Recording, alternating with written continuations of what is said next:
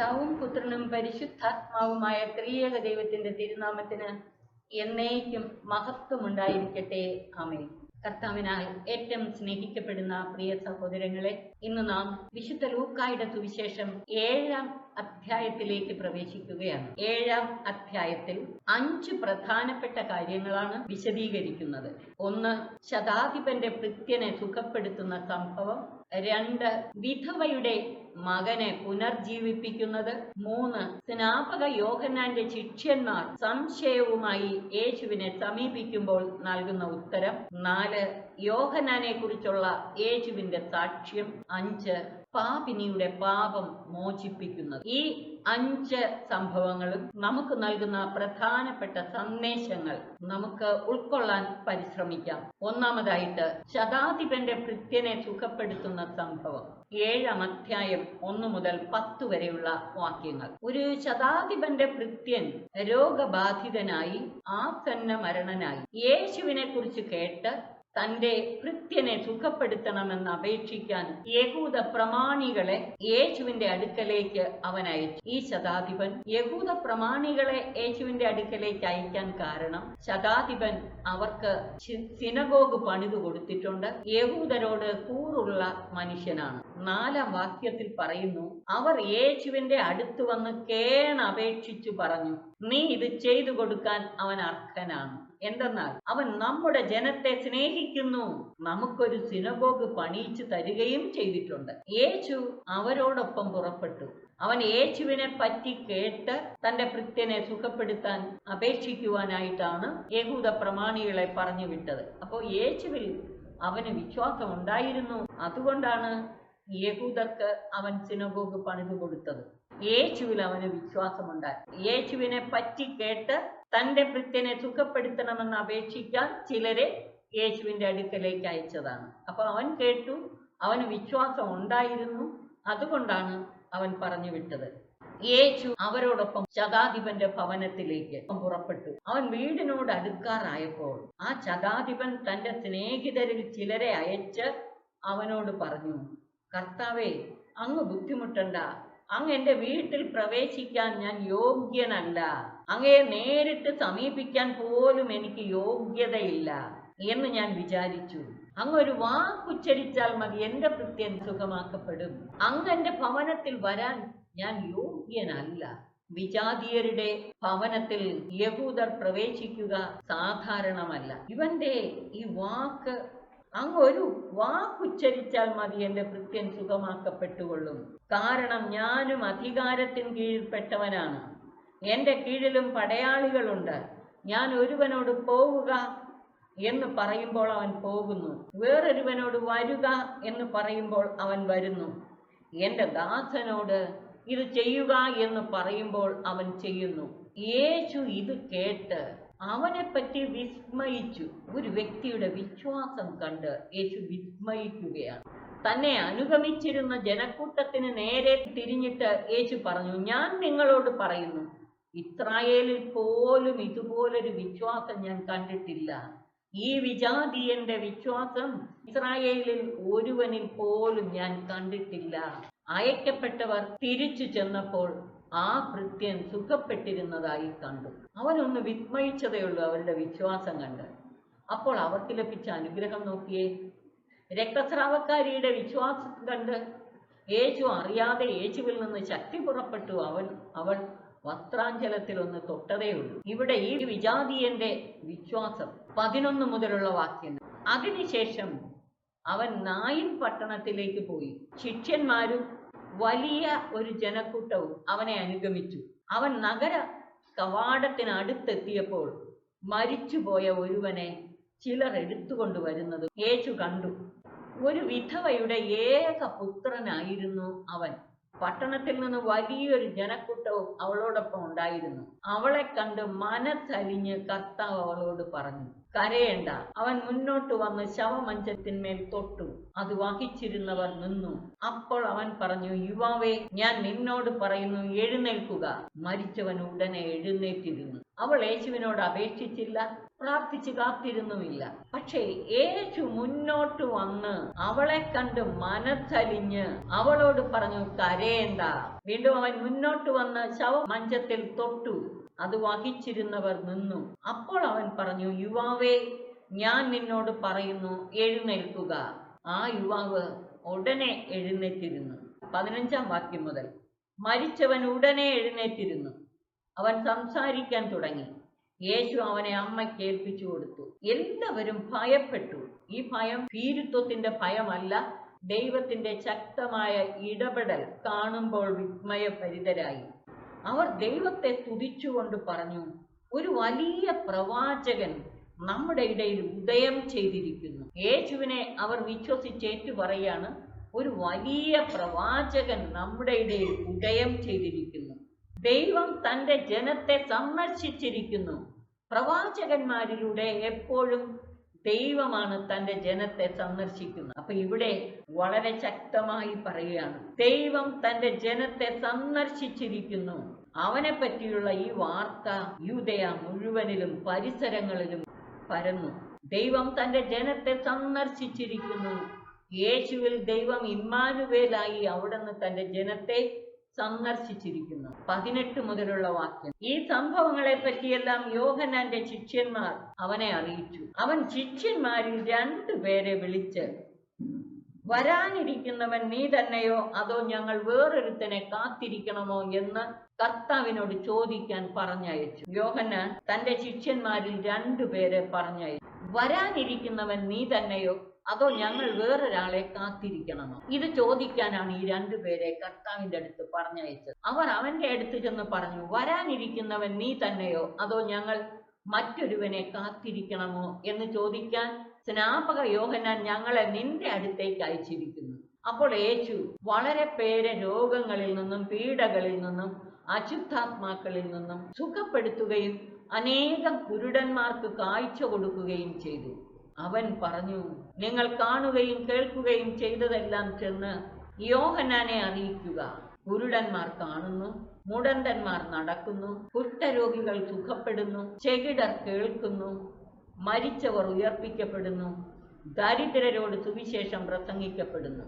എന്നിൽ ഇടർച്ചയുണ്ടാകാത്തവൻ ഭാഗ്യവാൻ. സ്നാപക യോഹന്നാന്റെ ശിഷ്യന്മാർ യേശുവിനെ സമീപിച്ച് ചോദിച്ചപ്പോൾ യേശു പറഞ്ഞ ഈ മറുപടികൾ യെശയ്യാ പ്രവാചകന്റെ പുസ്തകത്തിൽ നിന്നാണ്. യെശയ്യാ 28, 18, 19, 35, 5, 6. അവർ യേശു പറഞ്ഞതും കേട്ടുപോയി. യോഹന്നാന്റെ ദൂതന്മാർ പോയപ്പോൾ യേശു അവനെപ്പറ്റി ജനക്കൂട്ടത്തോട് പറയാൻ തുടങ്ങി. നിങ്ങൾ എന്ത് കാണാനാണ് മരുഭൂമിയിലേക്ക് പോയത്? കാറ്റത്തുലയുന്ന ഞാങ്ങണയോ? അല്ലെങ്കിൽ പിന്നെ എന്ത് കാണാനാണ് നിങ്ങൾ പോയത്? മൃദുല വസ്ത്രങ്ങൾ ധരിച്ചവനെ കാണാനോ? മോടിയായി വസ്ത്രം ധരിച്ച ആഡംബരത്തിൽ ജീവിക്കുന്നവർ രാജകൊട്ടാരത്തിലാണല്ലോ. അതുമല്ലെങ്കിൽ എന്തു കാണാനാണ് നിങ്ങൾ പോയത്? പ്രവാചകനെയോ? അതെ, ഞാൻ നിങ്ങളോട് പറയുന്നു, പ്രവാചകനേക്കാൾ വലിയവനെ തന്നെയാണ്. ഇവനെ പറ്റിയാണ് ഇങ്ങനെ എഴുതപ്പെട്ടിരിക്കുന്നത്. ഇതാ, നിനക്ക് മുമ്പേ എൻ്റെ ദൂതനെ ഞാൻ അയക്കുന്നു. അവൻ മുമ്പേ പോയി നിനക്ക് വഴിയൊരുക്കും. ഞാൻ നിങ്ങളോട് പറയുന്നു, സ്ത്രീകളിൽ നിന്ന് ജനിച്ചവരിൽ യോഹന്നാനേക്കാൾ വലിയവനില്ല. പക്ഷെ സ്വർഗരാജ്യത്തിൽ പ്രവേശിക്കുന്ന ഏറ്റവും ചെറിയവൻ പോലും യോഹന്നാനേക്കാൾ വലിയവനാണ്. ഇത് കേട്ട് യോഹന്നാന്റെ ജ്ഞാനസ്നാനം സ്വീകരിച്ച സാമാന്യ ജനവും ചുങ്കക്കാരും ദൈവനീതിയെ പ്രഘോഷിച്ചു. ഫരിസേയരും നിയമജ്ഞരുമാകട്ടെ യോഹന്നാന്റെ ജ്ഞാനസ്നാനം സ്വീകരിക്കാതെ തങ്ങളെപ്പറ്റിയുള്ള ദൈവഹിതം നിരസിച്ചു കളഞ്ഞു. ഫരിസേയരും നിയമജ്ഞരും തങ്ങളെക്കുറിച്ചുള്ള ദൈവത്തിന്റെ ഹിതം നിരസിച്ചു കളഞ്ഞു. അവരെക്കുറിച്ച് യേശു പറയുന്നത് ശ്രദ്ധിക്കുക. ഈ തലമുറയെ എന്തിനോടാണ് ഞാൻ ഉപമിക്കേണ്ടത്? അവർ ആരെ പോലെയാണ്? ഞങ്ങൾ നിങ്ങൾക്ക് വേണ്ടി കുഴലൂതിയെങ്കിലും നിങ്ങൾ നൃത്തം ചെയ്തില്ല.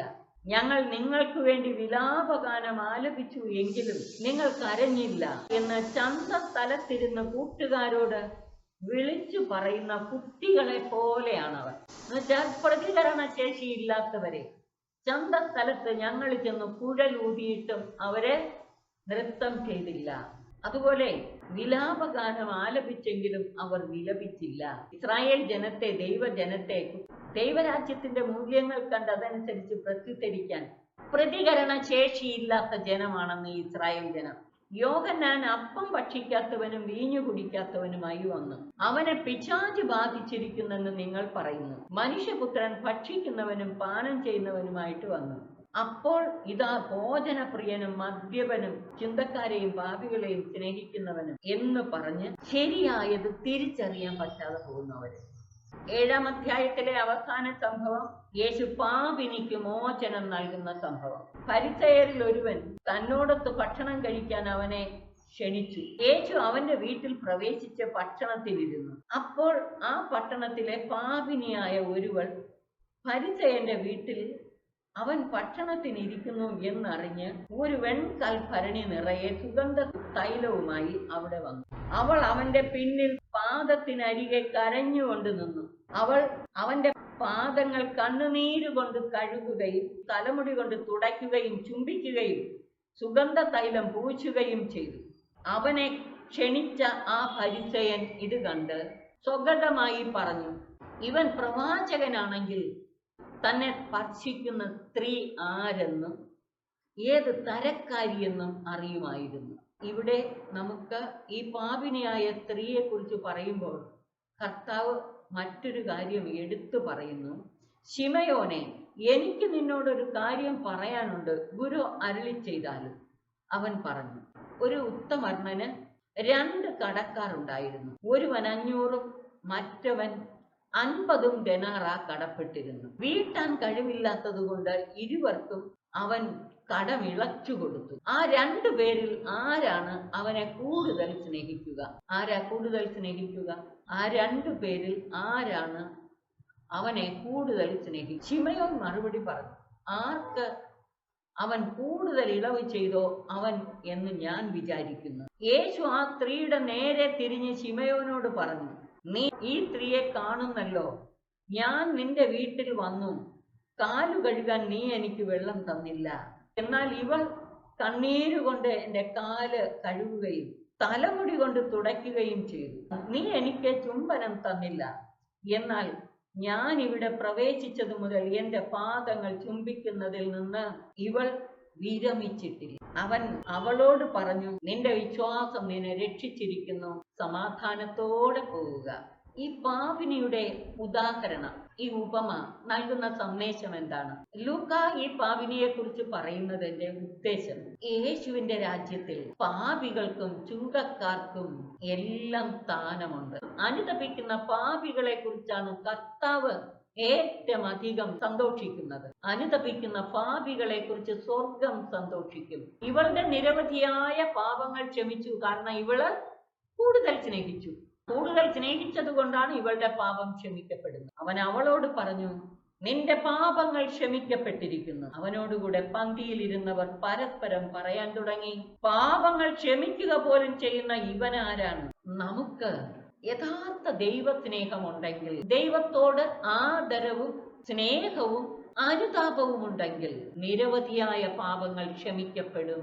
മറ്റുള്ളവർ വിധിക്കുന്നത് പോലെ അല്ല ദൈവം വിധിക്കുന്നത്. യേശുവിന്റെ പക്കലേക്ക് ഞാൻ പോയാൽ എന്റെ നിരവധിയായ പാപങ്ങൾ അവൻ പൊറുക്കും, എനിക്ക് പാപമോചനവും രക്ഷയും പ്രദാനം ചെയ്യും എന്ന വിശ്വാസമാണ് ഈ ഫരിസേയരുടെ മധ്യേ അവഹേളിതയായി അവൾ കടന്നു ചെല്ലാൻ ഹേതുവായത്. അവളുടെ വിശ്വാസമാണ് അവളെ യേശുവിന്റെ പക്കലേക്ക് കൊണ്ടുപോയത്. യഥാർത്ഥ അനുതാപം എന്ന് പറയുന്നത് ജീവിത പരിവർത്തനമാണ്. വചന സന്ദേശങ്ങൾ ഹൃദയത്തിൽ സംഗ്രഹിച്ച് നമുക്ക് ധ്യാനിക്കാം. ശതാധിപന്റെ ഭൃത്യനെ സുഖപ്പെടുത്തുന്ന സംഭവത്തിലെ ശതാധിപന്റെ വിശ്വാസവും യേശുവിന്റെ അതുല്യ ശക്തിയും അവന്റെ കരുണയും സ്നേഹവും നായിനിലെ വിധവയുടെ മകനെ പുനർജീവിപ്പിക്കുന്നതിൽ യേശു അവളോട് കാണിച്ച കരുണയും ആർദ്രതയും, നമ്മെ കാണുകയും കേൾക്കുകയും അറിയുകയും നമ്മുടെ പക്കലേക്ക് കടന്നു വരികയും ചെയ്യുന്നവനാണ് നമ്മുടെ കർത്താവ്. ദൈവത്തിന്റെ സ്വന്തം ജനമെന്ന് അഭിമാനിക്കുന്ന യഹൂദർ ദൈവിക ആഹ്വാനങ്ങളോട് പ്രതികരണ ശേഷി ഇല്ലാത്തവരായി തീർന്നു. ഇതാണ് യേശു പ്രത്യേകമാംവിധം എടുത്തു പറയുന്നത്. 31 മുതൽ 4 വാക്യത്തിൽ പറയുന്നേ, നിങ്ങള് യോഹന്നാനെയും കുറ്റപ്പെടുത്തുന്നു, മനുഷ്യപുത്രനെയും കുറ്റപ്പെടുത്തുന്നു. യോഹന്നാൻ ഭക്ഷിക്കാത്തവനും പാനം ചെയ്യാത്തവനുമായിട്ട് വന്നു, അവനെ നിങ്ങൾ കുറ്റപ്പെടുത്തി. എന്നാൽ മനുഷ്യപുത്രൻ ഭക്ഷിക്കുന്നവനും പാനം ചെയ്യുന്നവനുമായിട്ട് വന്നു. അവനെ നിങ്ങൾ ഭോജനപ്രിയനും മദ്യപാനും ചുങ്കക്കാരുടെയും പാപികളുടെയും സ്നേഹിതനുമെന്ന് മുദ്രകുത്തി എന്ന് പറഞ്ഞാൽ യോഹന്നാന്റെ ആഹ്വാനങ്ങൾക്ക് നിങ്ങൾ ചെവി കൊടുത്തില്ല. യോഹന്നാനേക്കാൾ വലിയവൻ അവൻ അധികാരപൂർവം വന്ന് സംസാരിച്ചിട്ട് യേശുവിന്റെ വാക്കുകൾക്കും അവർ പ്രത്യുത്തരം കൊടുത്തില്ല. പ്രതികരണ ശേഷിയില്ലാത്ത തലമുറ. അവസാനം പാപിനിക്ക് മോചനം കൊടുത്ത സംഭവത്തിലൂടെ അനുതപിച്ച് കർത്താവിലേക്ക് തിരിയാൻ ആഹ്വാനം ചെയ്യും. യഥാർത്ഥ അനുതാപം എന്ന് പറയുന്നത് ജീവിത പരിവർത്തനമാണ്. എത്ര വലിയ പാപവും ക്ഷമിക്കപ്പെടും. അനുതപിച്ച് കർത്താവിലേക്ക് തിരിയുവാൻ, അങ്ങനെ യേശുവിലൂടെ നൽകപ്പെട്ട പാപമോചനവും രക്ഷയും അനുഭവിക്കാൻ ഈ സന്ദേശങ്ങൾ ഹൃദയത്തിൽ സംഗ്രഹിച്ച് ധ്യാനിച്ച് രക്ഷയുടെ നവയുഗ പിറവിയിലെ ആ ആനന്ദത്തിലേക്ക് നമുക്കും പ്രവേശിക്കാം. യേശുവിലൂടെ നൽകപ്പെട്ട രക്ഷയുടെ നവയുഗം നമുക്കായി തുറക്കപ്പെട്ടിരിക്കുന്നു. യേശുവിലൂടെ രക്ഷയുടെ നവയുഗം നമുക്കായി തുറക്കപ്പെട്ടിരിക്കുന്നു. അനുതാപത്തോടെ വിശ്വാസപൂർവ്വം അവനിലേക്ക് തിരിയാം, രക്ഷയുടെ ആനന്ദം അനുഭവിക്കാം. പിതാവിനും പുത്രനും പരിശുദ്ധാത്മാവിനും സ്തുതി, ആദിമുതൽ എന്നേക്കും ആമേൻ.